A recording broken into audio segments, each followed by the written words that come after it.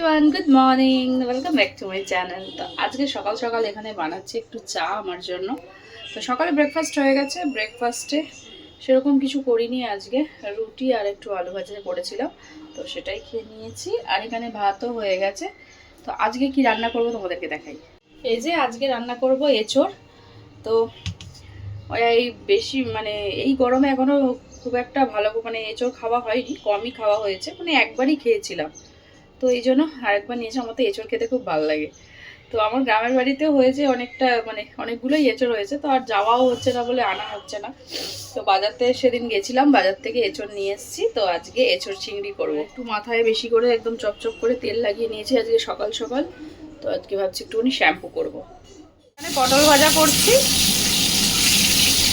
অল্প পটল ছিল, একদম শুকিয়ে গেছে। একটু পটল লাল লাল করে ভেজে দিই।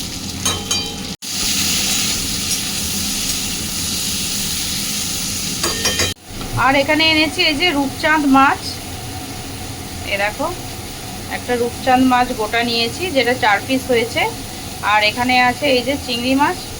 তো এই চিংড়ি মাছ দিয়ে এঁচোড় করব। আর এখানে বাচ্চাদের জন্য আছে রুই মাছ, তো ওদেরকে রুই মাছ করে দেবো।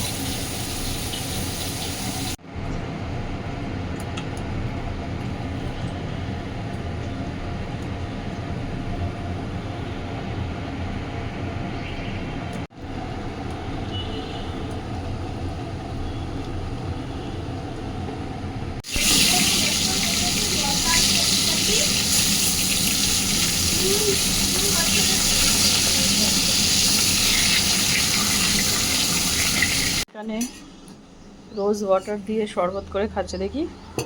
শরবত রুয়াবজা না? হ্যাঁ, এই যে রোজের শরবত। এটা রুয়াবজা না, হাত ছড়াও, বলে দিয়েছে। আমি একটু খেয়ে দেখি। ও বানিয়েছে, আমি একটু খেয়ে দেখছি।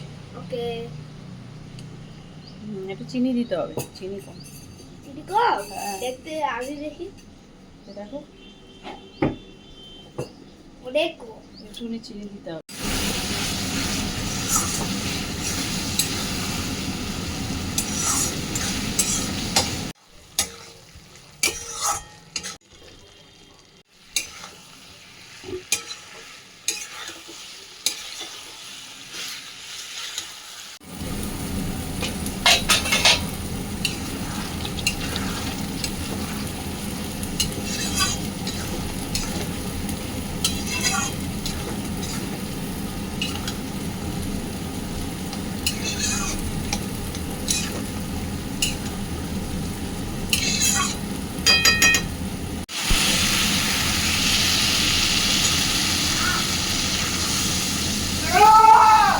মাছের ঝোল আমার হয়ে গেছে, এই যে ফুটে গেছে একদম লাল লাল মাছের ঝোল।